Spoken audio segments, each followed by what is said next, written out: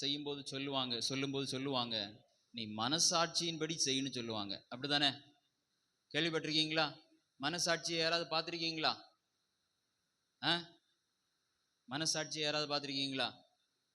சரி, மனசாட்சி என்ற ஒரு காரியத்தை எந்த விலங்குகளுக்கும் தேவன் வைக்காமல் மனுஷனுக்கு வைத்திருக்கிறார். ஆமென், ஸ்தோத்திரம். உங்களுடைய இருதயமே உங்களை குற்றவாளிகளாக தீர்க்காமல் இருந்தால் என்று வேதம் சொல்லி இருக்கிறது. அப்போ அது ஒரு கோர்ட் போல, ஒரு நீதிமன்றம் போல நம்முடைய இருதயத்தில் இருக்கிறது.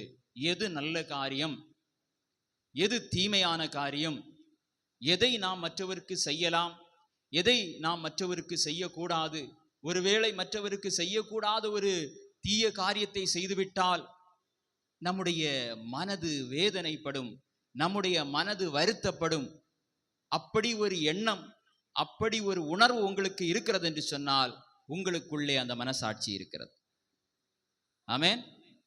அப்போ ஒருவருடைய பாவங்கள் மன்னிக்கப்படும்படியாக மோசேயின் மூலமாக தேவன், ஆமென், யாரும் எழும்பி போகக்கூடாது, ஸ்தோத்திரம், தேவ நாம மகிமைப்படுவதாக.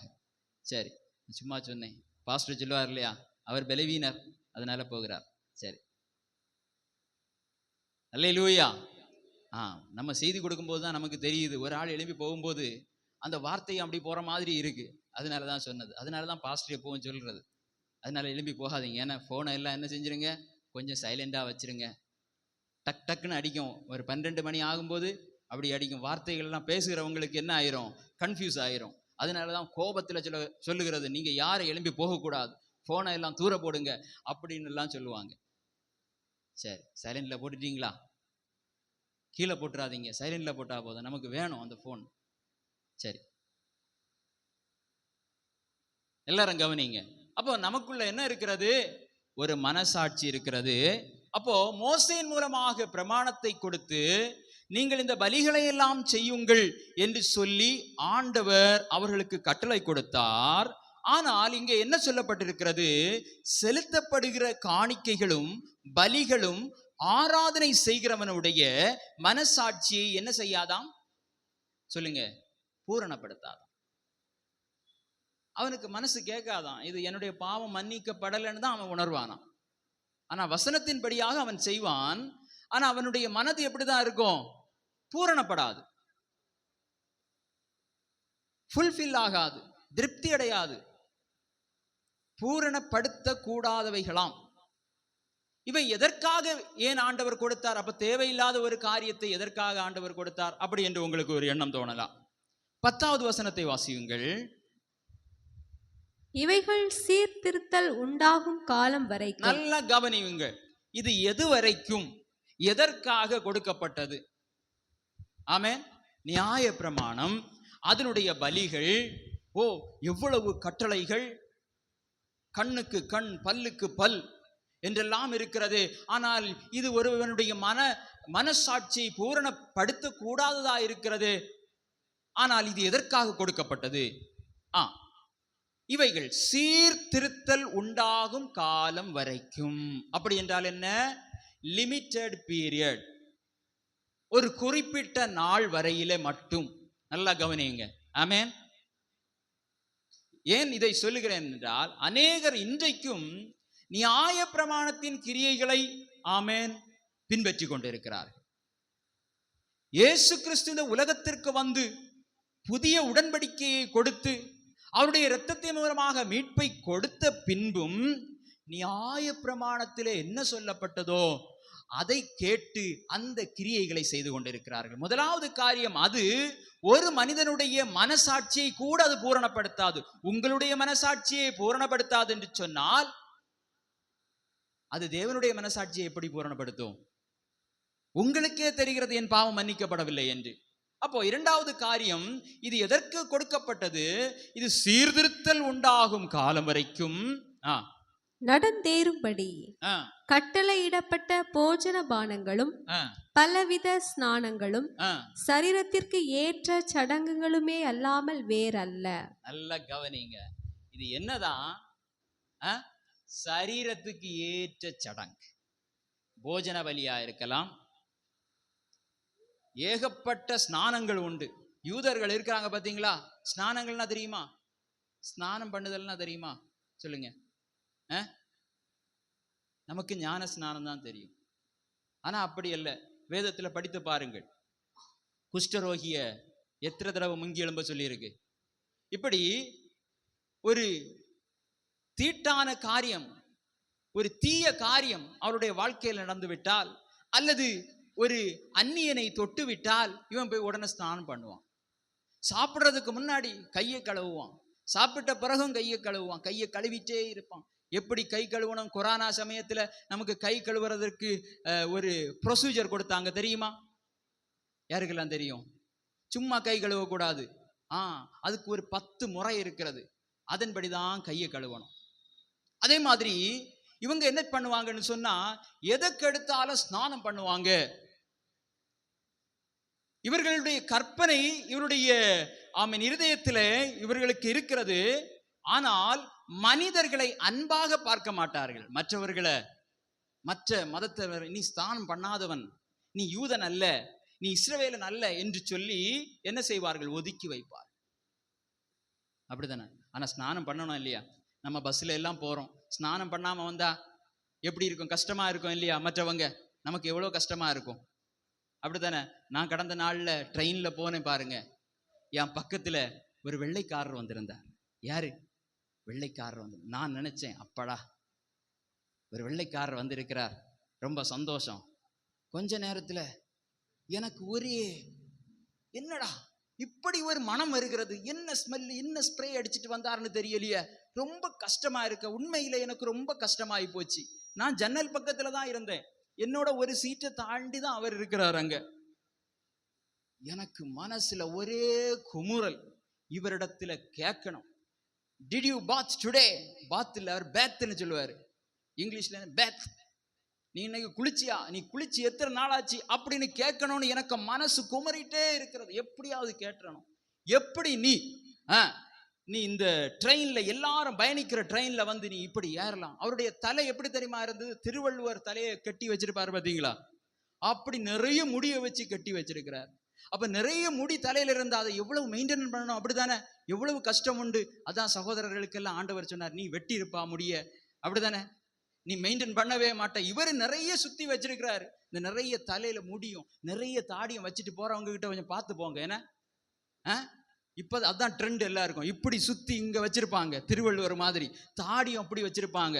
பயங்கரமா மெயின்டைன் பண்ணணும் தெரியுமா? அதுக்கு கரெக்டா மெயின்டைன் பண்ணா டெய்லி அதுக்கே 1000 ரூபாய் செலவாகும். அதுக்குன்னு ஒரு ஷாம்பு வச்சிருக்காங்க, அதுக்கு ஒரு பியர்டு ஆயில் வச்சிருக்கிறாங்க. ஏன் தெரியுமா? அது ஒரு குருவி கூடு மாதிரி ஆகும். குருவி கூட்டுல என்னெல்லாம் வந்திருக்கும்? மூட்டை பூச்சி வந்திருக்கும், அப்படிதானே? நிறைய இன்செக்ட்ஸ் அதுல வந்து வாசமாயிருக்கும். அப்ப இவர் வந்து இருக்கிறாரு, என்னால முடியல. என்ன மாதிரி ஒரு மனம் தெரியுமா? மிஸ்ரு கூட மனத்தை பார்த்திருக்கீங்களா? மிஸ்ரு கூடு மாதிரி மணக்குது.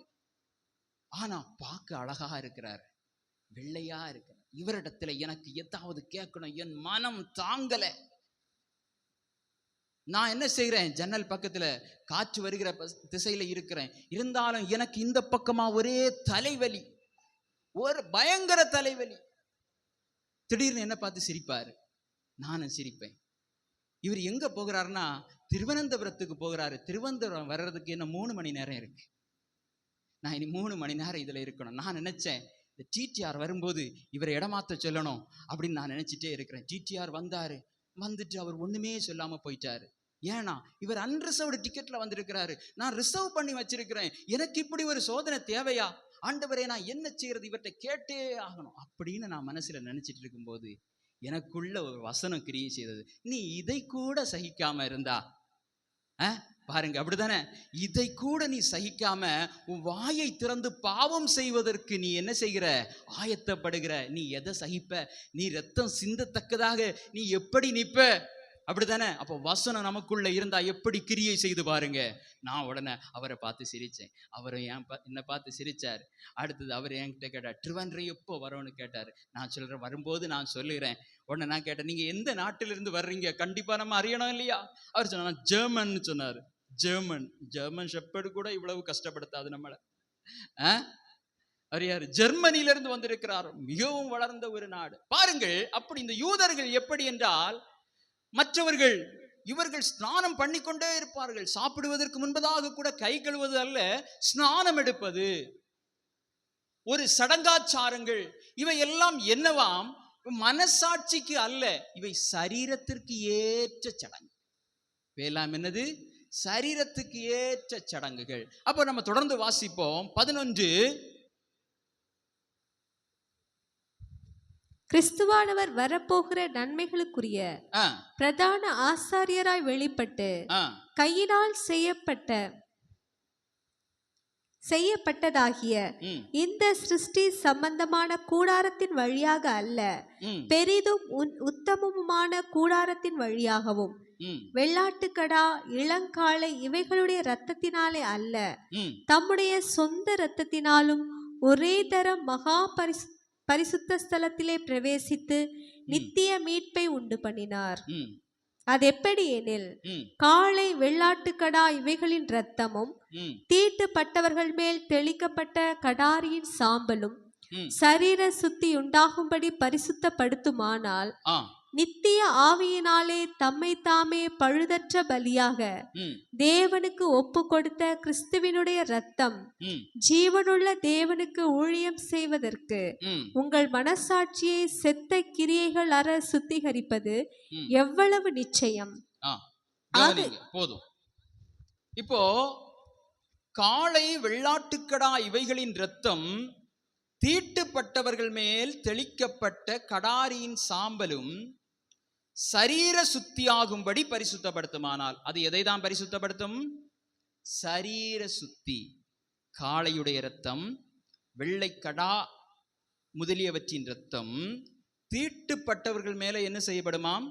தெளிக்கப்படுமாம். அது சரீரத்தை தான் சுத்தியாக்கும், ஆத்துமாவை அல்ல. அப்போ ஆத்துமாவை சுத்தப்படுத்துகிற ஒரு காரியம் இருக்கிறது. 14வது வசனத்திலே, நித்திய ஆவியினாலே தம்மைத்தாமே பழுதற்ற பலியாக தேவனுக்கு ஒப்பு கொடுத்த இயேசு கிறிஸ்துவினுடைய இரத்தம், ஆமென், ஜீவனுள்ள தேவனுக்கு ஊழியம் செய்வதற்கு உங்கள் மனசாட்சியை என்ன செய்யுமா? செத்த கிரியைகளற சுத்திகரிப்பது எவ்வளவு நிச்சயம். அப்போ நியாயப்பிரமாணத்தில் எவ்வளவோ பலிகள் செலுத்தப்பட்டது, ஒரு பலியும் யாருடைய மனசாட்சியும் அது சுத்திகரிக்கவில்லை. ஆனால் இயேசு கிறிஸ்துவினுடைய இரத்தம் என்ன செய்கிறதாம்? நம்முடைய மனசாட்சியை எப்படி சுத்திகரிக்கிறது? செத்த கிரியைகள் அற, சரீரத்திற்கு ஏற்ற சடங்காச்சாரங்கள், உலக வழிபாடுகள், இவைகளை விட்டு நம்ம என்ன செய்கிறதாம்?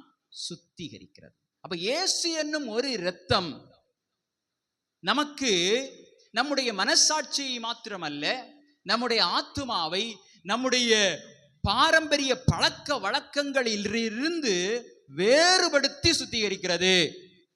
எதற்காக இதை சொல்லுகிறேன் என்றால், இன்றைக்கும் நியாயப்பிரமாணத்திலே என்னென்ன காரியங்களை செய்து சடங்காச்சாரங்களை வைத்திருந்தார்களோ அதே காரியங்களை இன்றைக்கும் தங்களுடைய வாழ்க்கையிலே செய்து கொண்டிருக்கிறார்கள். கிறிஸ்தவர்களாகிய நாமும் செய்கிறோம்.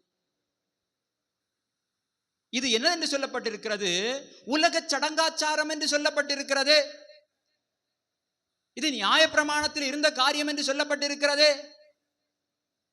கர்த்தராகிய இயேசு கிறிஸ்துவின் இரத்தத்தின் மூலமாக கழுவப்பட்டு, ஆமென், நம்முடைய மனசாட்சியை செத்த கிரியைகளுக்கு நீங்க சுத்திகரித்த நம்முடைய தேவனுக்கு நம்ம திரும்பவும் என்ன செய்கிறோம்? நியாயப்பிரமாணத்தின் கிரியைகளை செய்து கொண்டிருக்கிறோம். அல்லேலூயா.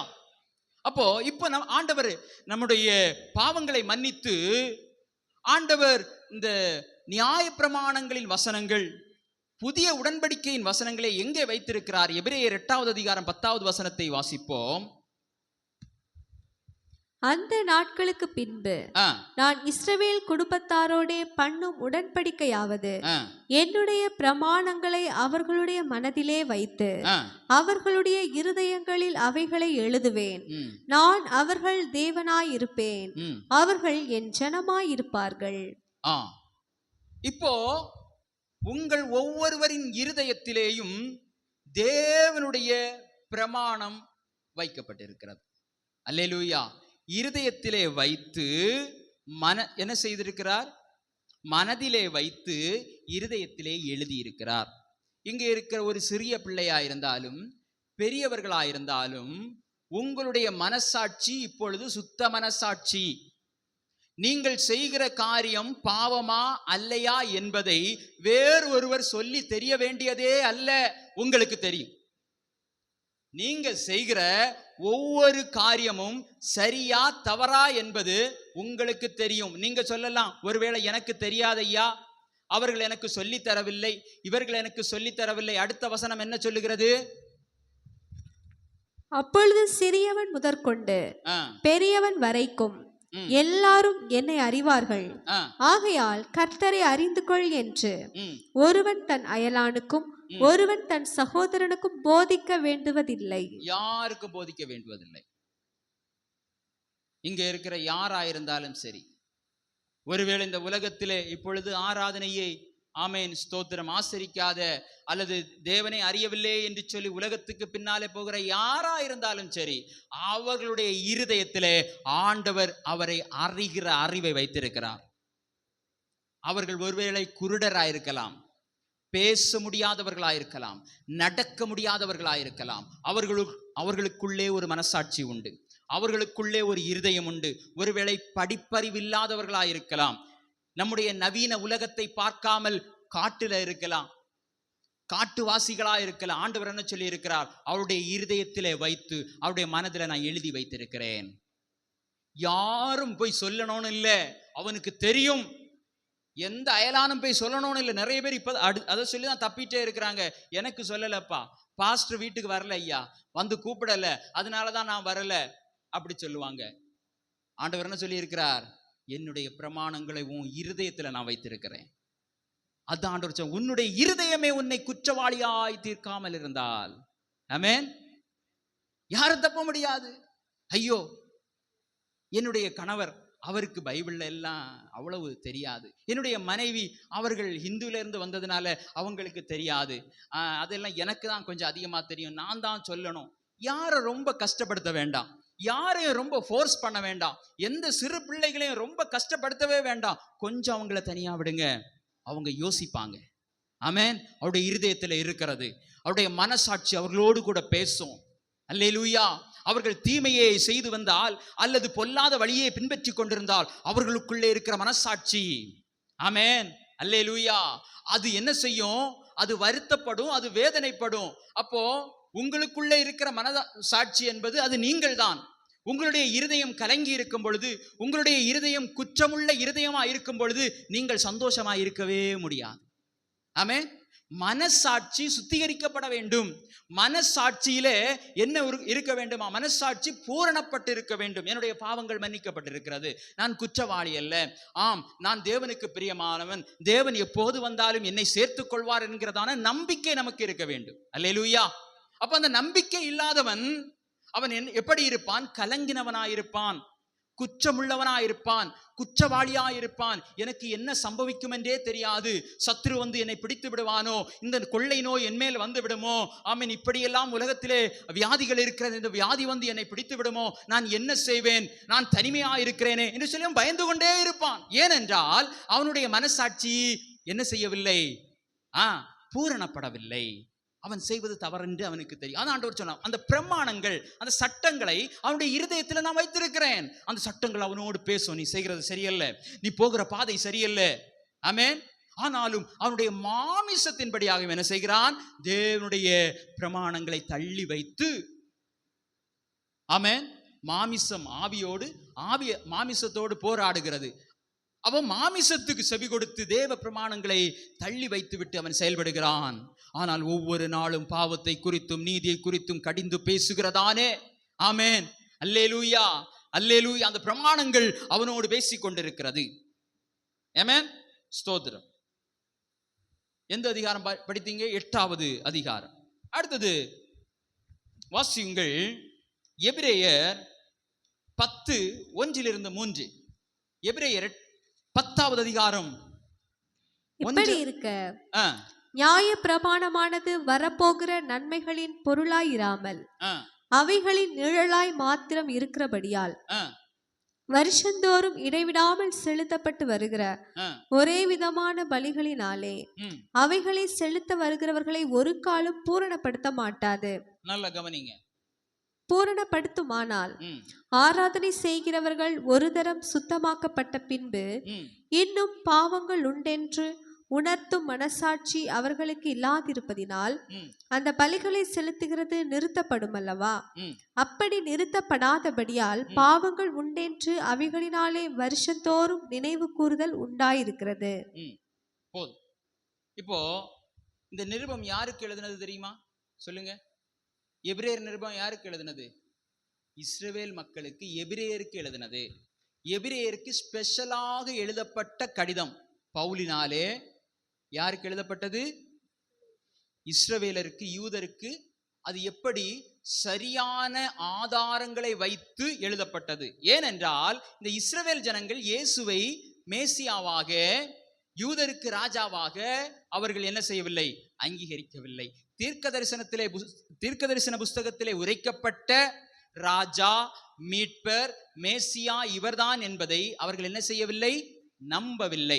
நம்பாத காரணத்தினாலே, ஆமென், நியாய பிரமாணத்தின் முடிவு இவர்தான், இவர்தான் நம்முடைய பாவங்களுக்காக மரித்தவர் என்பதை உறுதிப்படுத்தும்படியாக எழுதப்பட்டதுதான் இந்த எபிரேயர் நிருபம்.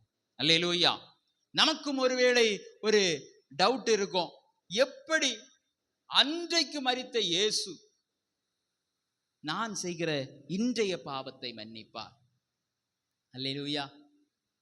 அன்றைக்கு மரித்திருக்கிறார் என்று சொல்லுகிறார்களே, அதான் சொல்லப்பட்டிருக்கிறது. உங்க மனசாட்சி பூரணப்பட்டிருக்கணும். உன் மனசாட்சி பூரணப்படுத்தலைன்னா நீங்க ரட்சிக்கப்படலைன்னு அர்த்தம். ஆமென். நல்ல கவனிங்க. யாருக்கு இந்த சந்தேகம் இருக்கிறதோ, இயேசு கிறிஸ்துவின் இரத்தம் சகல பாவங்களை நீக்கி என்னை சுத்திகரித்ததுன்னு நீங்க முழுசா நம்பணும். கொஞ்சம் கூட அதுல என்ன இருக்கக்கூடாது?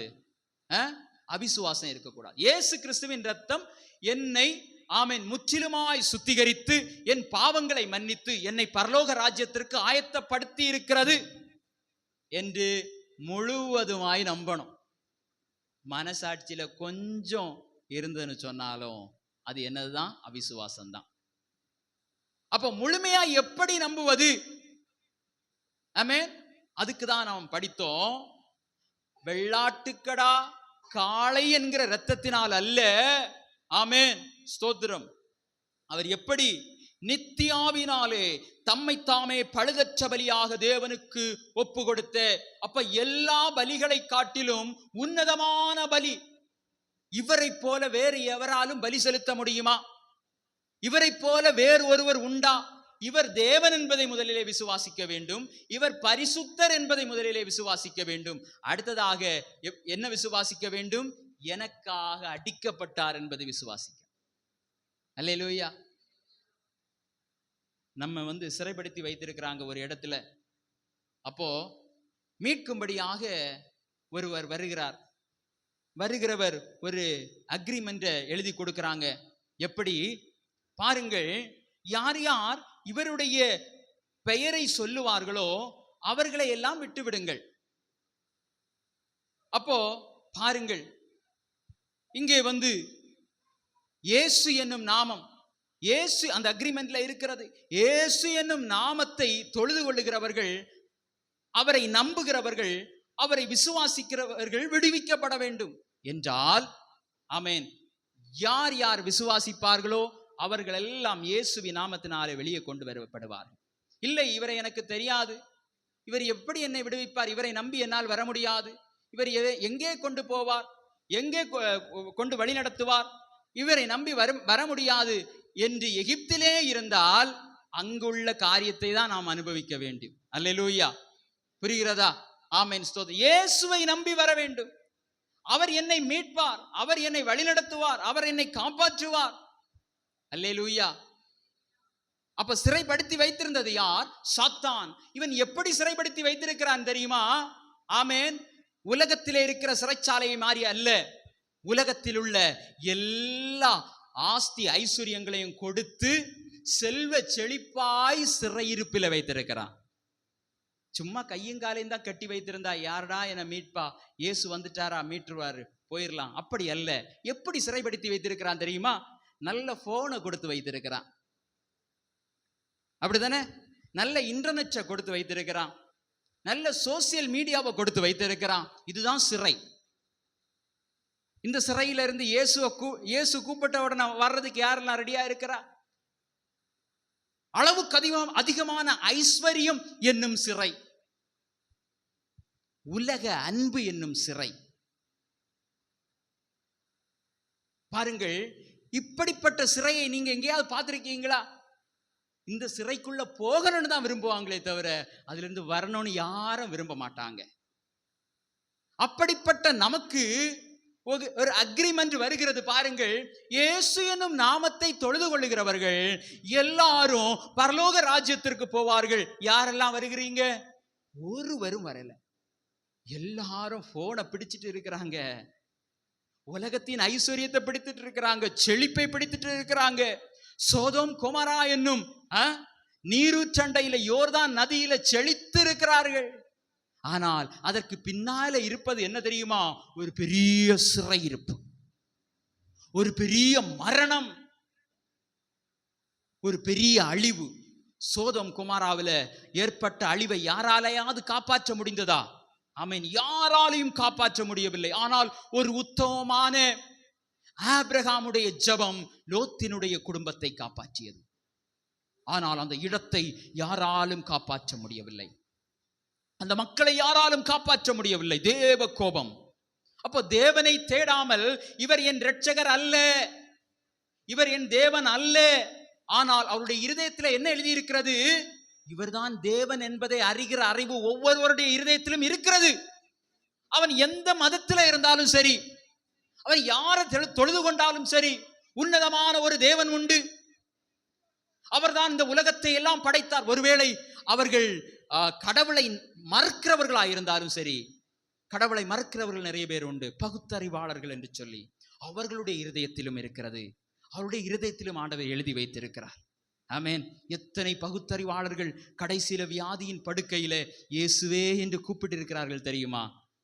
சிறு வயதிலே அந்த எண்ணம் அவர்களுக்கு உண்டு. ஆனால் உலகத்தை பார்த்து, குடும்பத்தை பார்த்து, அவன் சூழ்நிலையை பார்த்து, நான் இயேசுவுக்கு பின்னால போனா எனக்கு எப்படி வருமானம் கிடைக்கும், இந்த ஆமென் ஸ்தோத்திரம், இந்த நிறுவனத்துல எனக்கு எப்படி வேலை கிடைக்கும், இந்த கட்சியில எனக்கு உயர்ந்த பதவி எப்படி கிடைக்கும், இயேசுவை சொன்னா என்ன துரத்தி விட்டுருவாங்களே, அதற்காக வேண்டி கடவுளை அறியாத கூட்டத்தில் இருப்பாங்க.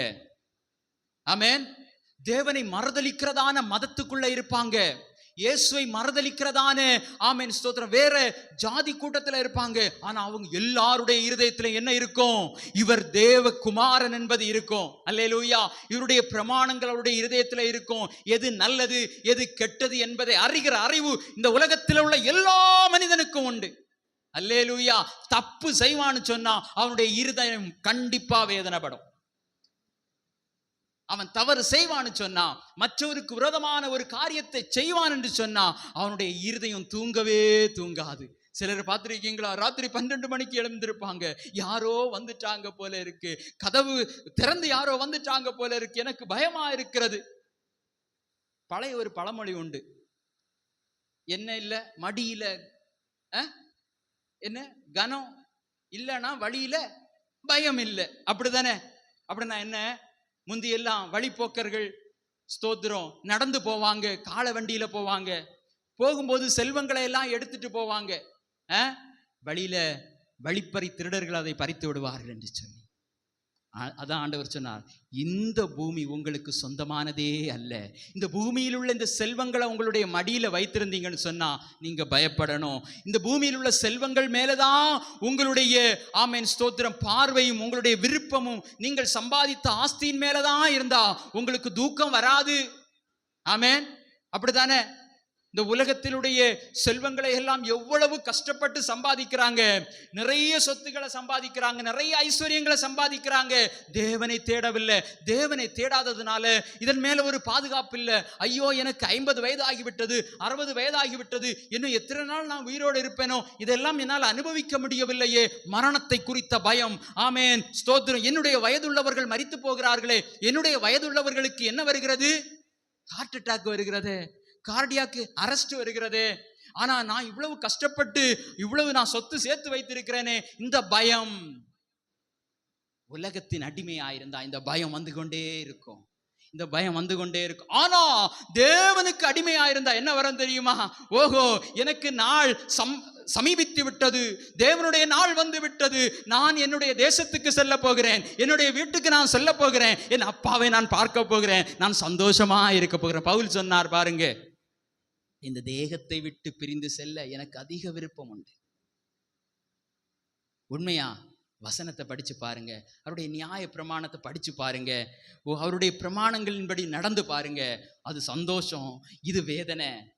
ஆமென். இந்த உலகத்தில் இருக்கிறது ஒரு பெரிய அடிமைத்தனம், இந்த உலகத்தில் இருக்கிறது ஒரு பெரிய சிறையிருப்பு. இது உங்களுக்கு வேதனையை தரும், இது உங்களுக்கு கஷ்டத்தை தரும். ஆனா ஆண்டவருடைய வீட்டிலே, ஓ ஸ்தோத்திரம், அந்த நித்திய வீட்டிலே போவது நமக்கு இளைப்பாறும் காலமா இருக்கிறது. அல்லேலூயா, ஸ்தோத்திரம். வாசிப்போம், எபிரேயர் 10வது அதிகாரம் எடுத்துக்கொள்ளுவோம். 10வது அதிகாரத்தில் ஸ்தோத்திரம் 15 வாசிப்போம். இதை குறித்து பரிசுத்த ஆவியானவரும் நமக்கு சாட்சி சொல்லுகிறார். எப்படி எனில், அந்த நாட்களுக்கு பின்பு நான் அவர்களோடே பண்ணும் உடன்படிக்கையாவது, நான் என்னுடைய பிரமாணங்களை அவர்களுடைய இருதயங்களில் வைத்து அவைகளை அவர்களுடைய மனதில் எழுதுவேன் என்று கர்த்தர் சொல்லுகிறார் என்பதை உரைத்த பின்பு அவர்களுடைய பாவங்களையும் அவர்களுடைய அக்கிரமங்களையும் நான் இனி நினைப்பதில்லை என்பதை சொல்லுகிறார். ஒரு நிமிஷம். ஆண்டவர் அவருடைய மனதிலே இருக்கிற காரியத்தை சொல்லுகிற விஷயமாக்கும் இது இந்த பகுதியில் வருகிறது. பரிசுத்த ஆவியானவர் சாட்சி கொடுக்கிறது. அப்போ இயேசுவை யாரெல்லாம் ஏற்றுக்கொண்டு தங்களுடைய பாவங்களை அவரிடத்திலே அறிக்கை இடுகிறார்களோ அவர்களுக்கு தேவன் கொடுக்கிற ரிப்ளை என்ன தெரியுமா? அவர்களோடு தேவன் பண்ணுகிற உடன்படிக்கை என்ன தெரியுமா? அதுதான் இந்த வசனம். எல்லாரும் பாருங்க, நல்லா கவனிங்க. எல்லாரும் கொஞ்சம் தூக்கத்தை விட்டு எழும்புங்க, கொஞ்சம் இங்க பாருங்க. ஆண்டவர் உங்களை பார்த்து என்ன சொல்லுகிறார்? அந்த மனசாட்சிக்கு பரிபூரணத்தை கொடுக்கணும் இல்லையா? ஆமென். உங்களுக்கு ஒரு நம்பிக்கையை கொடுக்கணும் இல்லையா? நீங்கள் பாவிகள் இல்லை, நீங்கள் நீதிமான்கள், உங்களை நான் எப்படி இப்பொழுது நினைத்திருக்கிறேன். அவர்களுடைய பாவங்களையும் அவர்களுடைய அக்கிரமங்களையும் நான் இனி நினைப்பதில்லை என்பதை சொல்லுகிறார். ஆமென். நம்முடைய பாவங்களை அக்கிரமங்களை அவர் நினைப்பதில்லை. அவரே நினைக்காம இருக்கிறதுனால நீங்களும் நினைக்காதீங்க. ஆமென். யார் தண்டிக்கணுமோ அவரே என்ன செய்து விட்டார்? மறந்து விட்டார். அடி தர வேண்டியவரே என்ன செய்து விட்டார்? மறந்து விட்டார். நீங்க எதுக்கு நினைக்கிறீங்க? ஆமென். நீங்க எதுக்கு நினைக்கிறீங்க? நீ பாவி அல்ல. உன்னுடைய பாவத்தை அவர் மன்னித்தது மாத்திரமல்ல, அவர் என்ன செய்தார்? மறந்து விட்டார். நினைப்பதே இல்லை, நினைவு கூறுவதில்லை. மனுஷன் தான் என்ன செய்வான்? மன்னித்தேன் மறந்தேன்னு சொல்லுவான், அடுத்த ஒரு நாள் திரும்பவும் அதை சொல்லி காட்டுவாங்க. ஆண்டவர் என்ன சொல்லுகிறார்? அப்படி அல்ல, ஆதாமை நான் எப்படி பார்த்தேனோ அதை போல உங்களை பார்க்கிறேன். நான் நினைப்பதில்லை. ஆமென். அவர் உண்மை உள்ளவர், அவர் சொல்லிய வார்த்தையில உண்மை உள்ளவர். நான் நினைப்பதே இல்லை. நீ செய்த தவறு, நீ எவ்வளவு அடுத்தவர்களுக்கு நீ எவ்வளவு துன்பம் இழைத்தாய், என்னை நீ ஏமாற்றினாய், என்னுடைய வசனத்துக்கு விரோதமாய் இருந்தாய், நியாய பிரமாணத்தில் இவ்வளவு கட்டளைகள் இருக்கிறது, எல்லா கட்டளையும் மீறினாய், புதிய உடன்படிக்கையில் உள்ள கட்டளையை மீறினாய். ஆனால் நீ என்னை நோக்கி பார்த்து பாவங்களை அறிக்கையிட்டபடியினால் நான் என்ன செய்ய மாட்டேன்? உன் பாவங்களை நினைப்பதில்லை. தைரியமா இருங்க. ஆமென். உங்க மனசாட்சி இப்பொழுது தைரியம் உண்டாகும். உங்க மனசாட்சியில தைரியம் உண்டாகும். அவர் நினைப்பதில்லை. நீங்க சின்ன வயது முதல்ல இந்த வயது வரையிலும் என்ன பாவம் செய்திருந்தாலும் ஆண்டவர் அதை நினைப்பதில்லை. அல்லேலூயா. ஆமென். ஆனா சாத்தான் வருவான். சாத்தான் வந்து என்ன சொல்லுவான் தெரியுமா? நீ உனக்கு அந்த பாவம் மன்னிக்கப்படல, உனக்கு இந்த பாவம் மன்னிக்கப்படல, நீ அதை சொல்லி கேட்கல இல்லையா, நீ அந்த பாவத்தை சொல்லி ஜெபிக்கல இல்லையா, அதனால மன்னிக்கப்படல. அப்படி அல்ல. ஆண்டவர் என்ன சொல்லுகிறார் பாருங்க. அந்த இதுக்கு முந்தின வசனத்தை வாசிங்க. அந்த நாட்களுக்கு பின்பு நான் அவர்களோட பண்ணும் உடன்படிக்கையாவது, நான் என்னுடைய பிரமாணங்களை அவர்களுடைய இருதயங்களில் வைத்து அவைகளை அவர்களுடைய மனதில் எழுதுவேன் என்று கர்த்தர் சொல்லுகிறார் என்பதை உரைத்த பின்பு அவர்களுடைய பாவங்களையும் அவர்களுடைய அக்கிரமங்களையும் நான் இனி நினைப்பதில்லை என்பதை சொல்லுகிறார். தொடர்ந்து இவைகள் மன்னிக்கப்பட்டதுண்டானால் இனி பாவத்தின் நிமித்தம் பலி செலுத்தப்படுவதில்லையே. போதும். அப்ப மன்னித்தாச்சு, இனி இது நிமித்தம் ஒரு பலியே கிடையாது. பாவ நிவாரண பலி என்று இயேசுவை தவிர வேற ஒரு பலி கிடையாது, வேற ஒரு பரிகாரம் கிடையாது. புதிய போதகர்கள், ஆமேன், கள்ள போதகர்கள், கள்ள தீர்க்கதரிசிகள் வந்து சொல்லுவாங்க, நாங்க உங்களுக்கு அப்படி ஜெபம் பண்றோம், நாங்க உங்களுக்கு இதெல்லாம் போட்டு ஜெபம் பண்றோம். அல்லேலூயா.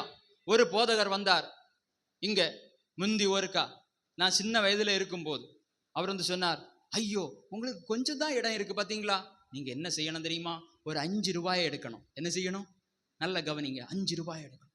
5 ரூபாயை எடுத்து நல்லா ஜெபம் பண்ணணும். 5 ரூபாய்க்கு ஜெபம் பண்ணணும். யாருக்கு ஜெபம் பண்ணணும்? 5 ரூபாய்க்கு ஜெபம் பண்ணி உங்களுக்கு எந்த இடம் வேணுமோ அந்த இடத்துல போட்டுறணும். என்ன செய்யணும்? நல்லா இருக்கு இல்லையா? எந்த இடம் வேணுமோ அந்த இடத்துல போட்டுறணும். அந்த இடத்துக்கு உரிமையாளர் அதை எடுப்பார் பாத்தீங்களா, நீங்க அட்வான்ஸ் கொடுத்தாச்சு. எப்படி இருக்கு?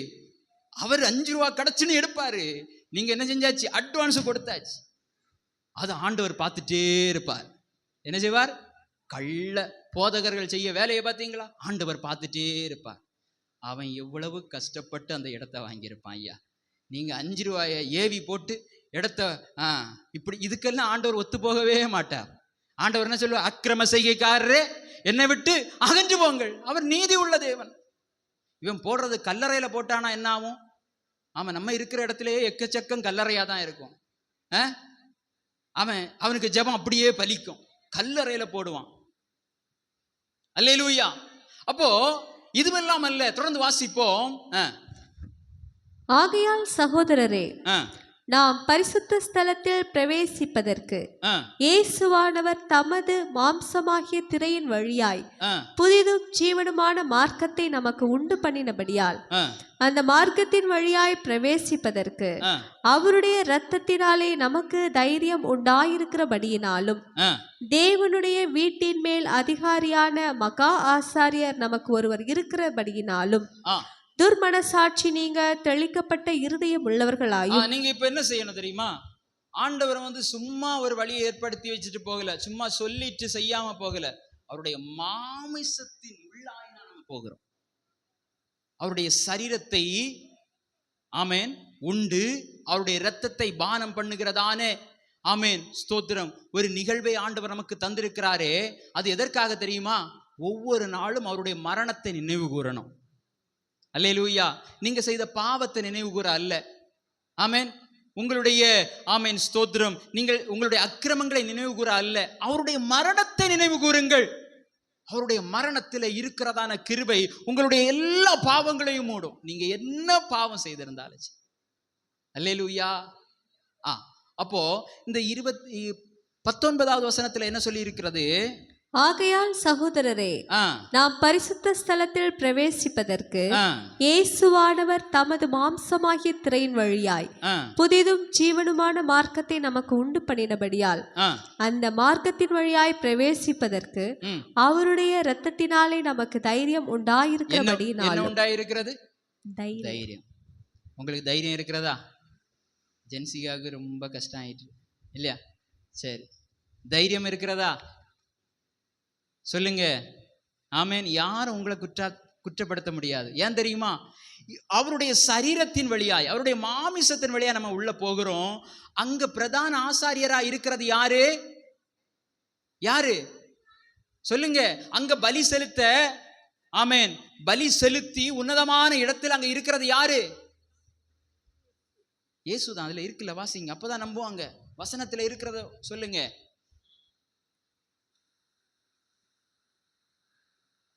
தேவனுடைய வீட்டின் மேல் அதிகாரியான மகா ஆசாரியர் நமக்கு ஒருவர் இருக்கிறபடியினாலும் துர்மனசாட்சி நீங்க தெளிக்கப்பட்ட இருதயம் உள்ளவர்களாயும் சுத்த ஜலத்தால் கழுவப்பட்ட சரீரம் உள்ளவர்களாயும் உண்மையுள்ள இருதயத்தோடும் விசுவாசத்தின் பூரண நிச்சயத்தோடும் சேர கடவோம். அல்லாமலும் நம்முடைய நம்பிக்கையை அறிக்கையிடுகிறதில் அசைவில்லாமல் உறுதியாயிருக்க கடவோம். வாக்குத்தத்தம் பண்ணினவர் உண்மை உள்ளவராய் இருக்கிறாரே. போதும். அல்லேலூயா. எத்தனை பேருக்கு நம்பிக்கை இருக்கு நீங்க பரலோக ராஜ்யத்துக்கு போவீங்கன்னு? கையை வைத்துங்க. நான் பரலோக ராஜ்யத்துக்கு போவேன், எனக்கு எந்த சந்தேகமுமே இல்லை. துர்மனசாட்சி நீங்க தெளிக்கப்பட்ட இருதயம் உள்ளவர்களாய் அவருடைய கிருபாசன தண்டையில போகணும். அல்லேலூயா, ஆமென்.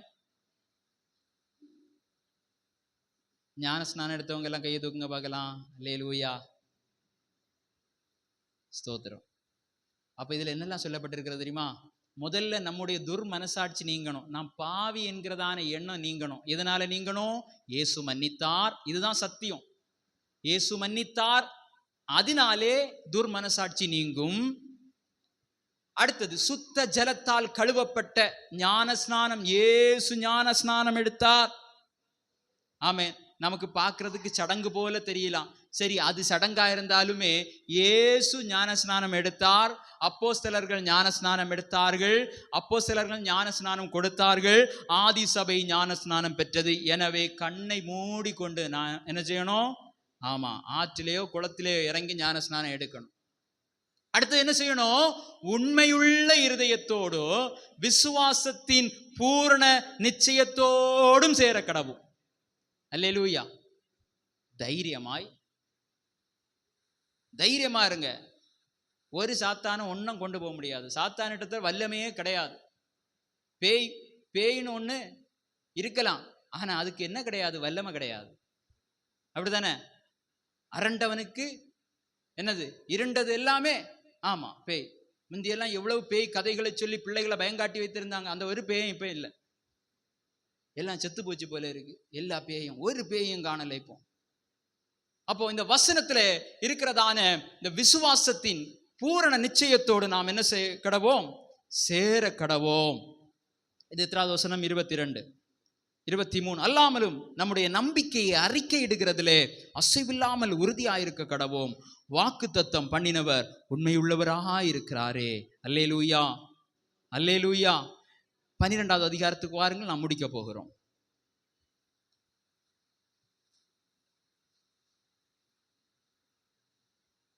இருபத்தி 5வது வசனத்தை வாசிப்போம். பேசுகிறவருக்கு நீங்கள் செவி கொடுக்க மாட்டோம் என்று விலகாதபடி எச்சரிக்கையாயிருங்கள். பேசுகிறவருக்கு நீங்கள் செவி கொடுக்க மாட்டோம் என்று விலகாதபடி எச்சரிக்கையாயிருங்கள். ஏனெனில் பூமியிலே பேசினவருக்கு செவி கொடுக்க மாட்டோம் என்று விலகினவர்கள் தப்பி போகாமல் இருக்க, பரலோகத்திலிருந்து பேசுகிறவரை நாம் விட்டு விலகினால் எப்படி தப்பி போவோம்? நம்மோடு பேசின இந்த வார்த்தை கர்த்தருடைய வார்த்தை என்று நம்புகிறவர்கள் ஒரு அல்லேலூயா சொல்லுங்க பார்க்கலாம். அப்போ எச்சரிக்கையாயிருங்க. இந்த வார்த்தையை விட்டு விலகினா தப்பவே முடியாது, வேற வழியே கிடையாது. அல்லேலூயா. இஸ்ரவேலருக்கு பவுலினாலே உரைக்கப்பட்ட சரியான எச்சரிப்பு இது. மோசேயுடைய பேச்சை கேட்காதவனுக்கு என்ன நடந்துன்னு உங்களுக்கு தெரியும். ஆமென். இப்போ மீட்பர், பிரதான ஆசாரியர், இவர்தான் வழி, இவர்தான் சத்தியம், இவரை அல்லாமல் பரலோகத்திற்கு வேற வழி இல்லை. அவர் பேசுகிற அந்த சத்தத்தை நீங்கள் கேட்க மாட்டோம் என்று சொன்னால் விலகாதபடி எச்சரிக்கையாயிருங்கள். ஏனெனில் பூமியிலே பேசினவருக்கு செவி கொடுக்க மாட்டோம் என்று விலகினவர்கள் தப்பி போகாமல் இருக்க, பரலோகத்திலிருந்து பேசுகிறவரை நாம் விட்டு விலகினால் எப்படி தப்பி போவோம்? அவருடைய சத்தம் அப்பொழுது பூமியை அசைய பண்ணிற்று. இன்னும் ஒரு தரம் நான் பூமியை மாத்திரம் அல்ல, வானத்தையும் அசைய பண்ணுவேன் என்று இப்பொழுது வாக்குத்தத்தம் செய்திருக்கிறார். இன்னும் ஒரு தரம் என்கிற சொல்லானது அசையாதவைகள் நிலைத்திருக்கத்தக்கதாக அசை உள்ளவைகள் உண்டாக்கப்பட்டவைகள் போல மாறிப்போம் என்பதை குறிக்கிறது. ஆதலால் அசைவில்லாத ராஜ்யத்தை பெறுகிறவர்களாகிய நாம் பயத்தோடும் பக்தியோடும் தேவனுக்கு பிரியமாய் ஆராதனை செய்யும்படி கிருபையை பற்றி கொள்ள கடவோம். அல்லேலூயா. அப்போ என்னெல்லாம் இருக்கணும்? அசைவில்லாத ராஜ்யத்தை பெறணும்னா பயம் இருக்கணும், பக்தி இருக்கணும், தேவனுக்கு பிரியமான ஆராதனை. தேவனுக்கு பிரியமான ஆராதனை ரோமர்ல இருக்கிறது இல்லையா? என்ன ஆராதனை சொல்லுங்க? அன்றியும் உங்கள் மனம் புதிதாகிறதுனாலே என்ன செய்யுங்கள்? மறு ரூபமாகுங்கள்.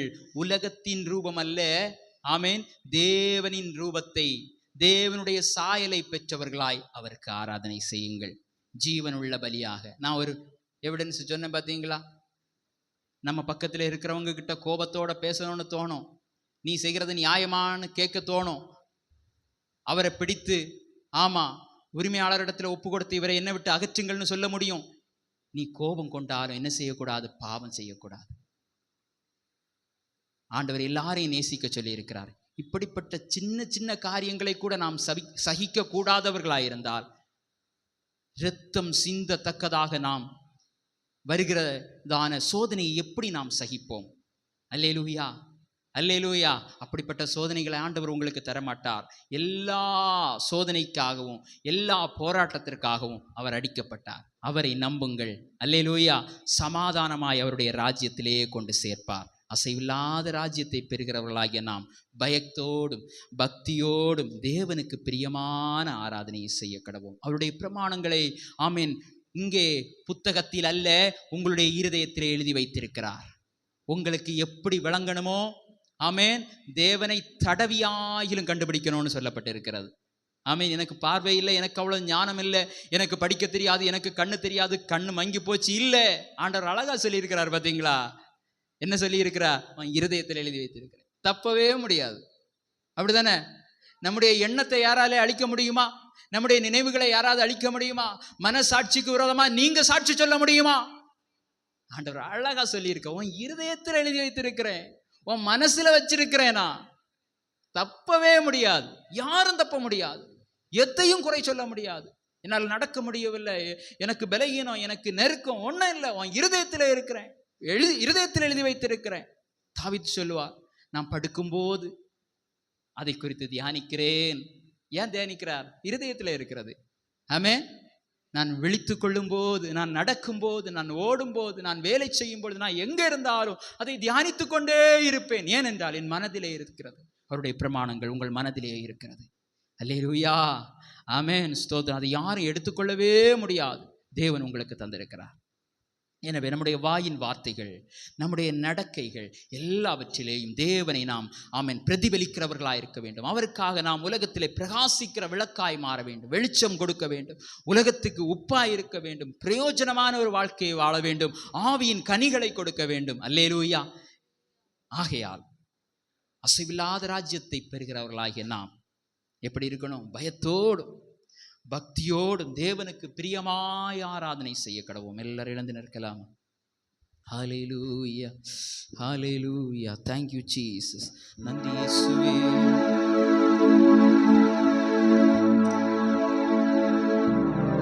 Thank you Jesus. Thank you Jesus. Hallelujah, hallelujah, hallelujah.